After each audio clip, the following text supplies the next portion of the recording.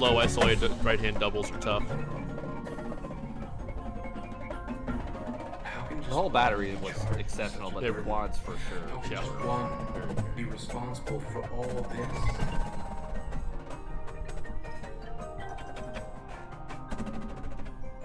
I love those pick tips. Here's the moment.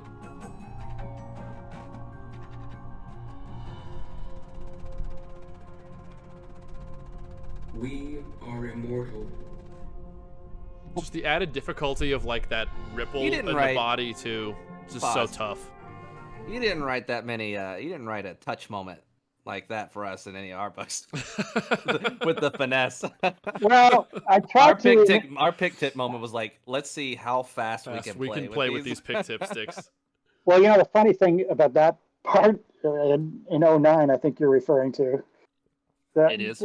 That was supposed to be slower. We ended up doing like 12 clicks faster, and so it ended up being what it was. But yeah, I guess that part of the show was really to kind of, I wanted to explore mezzo forte and below, and then not necessarily losing the speed of hand speed through there. I wanted to maintain that, but also really explore the low end of the dynamics there. And you can see that. And the piccolo tips obviously really work for that section too. And you can see near the end, it was kind of using some rim, doing some different things there, stick click things, and just end with that snare roll was the idea. Variety of timbre. Yeah, that was the idea there, and really be clear through it.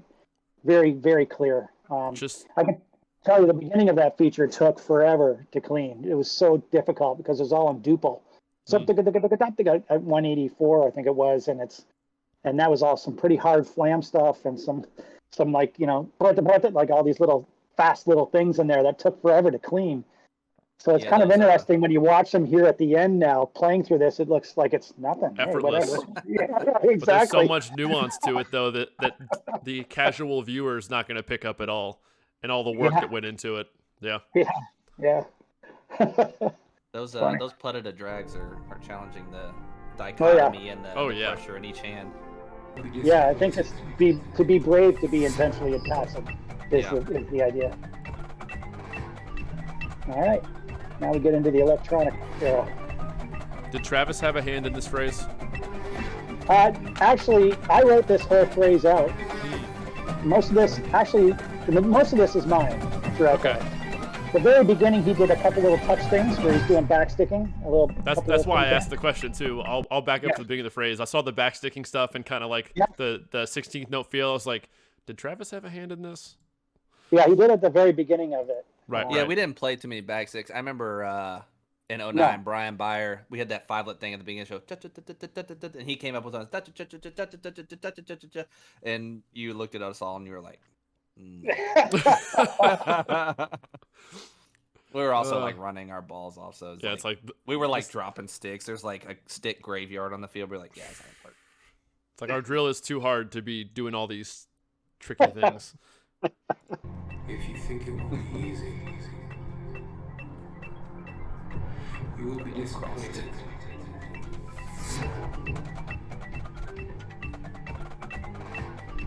Yeah, that little high mom.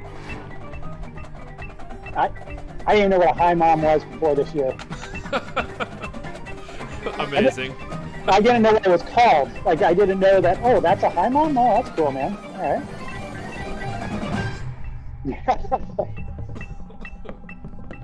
Well, you're never done learning. No. And the decrescendo too. Yeah. Yes. I talked over the part of that bass phrase. We're going back a little more. It's too good not to hear.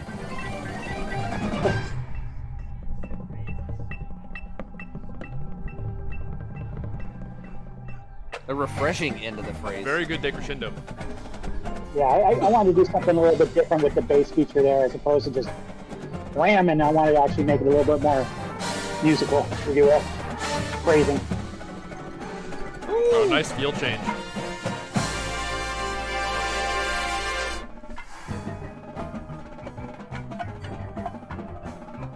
Dang.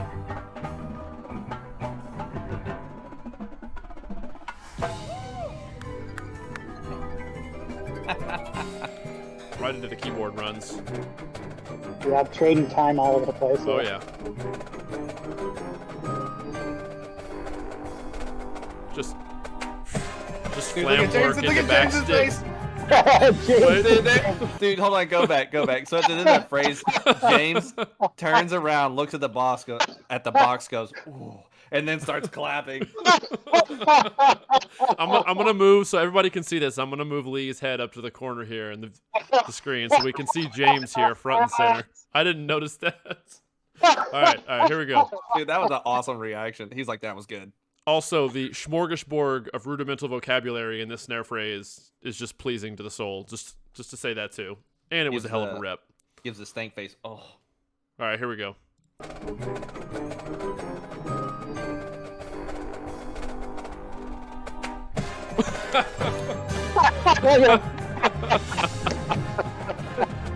Golf clap. Amazing.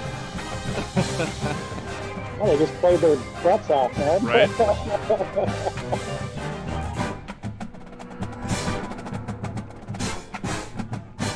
Oof. In all the little brass hit pockets.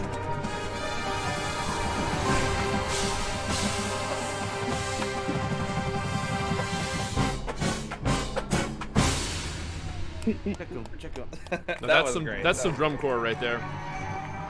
Yeah, that was a lot of fun because, at the beginning of that, it's like, hey, James, you take the tenor feature. You write the tenor feature. Travis, you take the snare feature. What do you got here? I'm kind of thinking this. I'm kind of thinking this. And they came back with those things, and we meddled around with it, and that's kind of what it ended up being. So that's, again, a great example of the collaboration there. Yeah.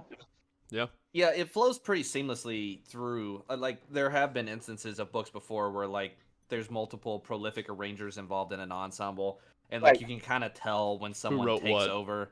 One that sticks out to me for sure is when Brent Montgomery and Tom Monks were both at Blue Stars.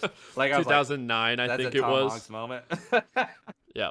Sometimes you can kind of just tell when the shift happens, but this one, they all seem to happen pretty seamlessly. Yep. Yeah. Well, that was, again, and you make a great point. When you do collaborate, you got to make sure it's all sounding like the same writer throughout the whole thing. It has the same characteristics. Right. I wanted to make sure that it did do that, and it actually just it did on its own, kind of naturally, I mean, that happens, I think, throughout when you like have those nuggets from one person to the other. Like, what do you think about this? And like they maybe put their flavor of like sticking on something you wrote. It's like, oh, I like that rhythm, but we could also do it this way, and it just kind of over time just molds into this cohesive thing. So.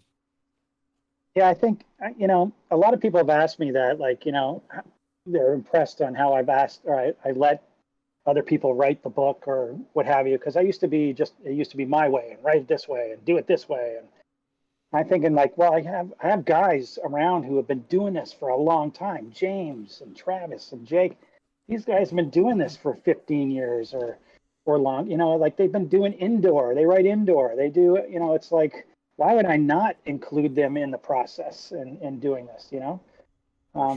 Yeah. So I think it's just you're better overall than just me doing it, So.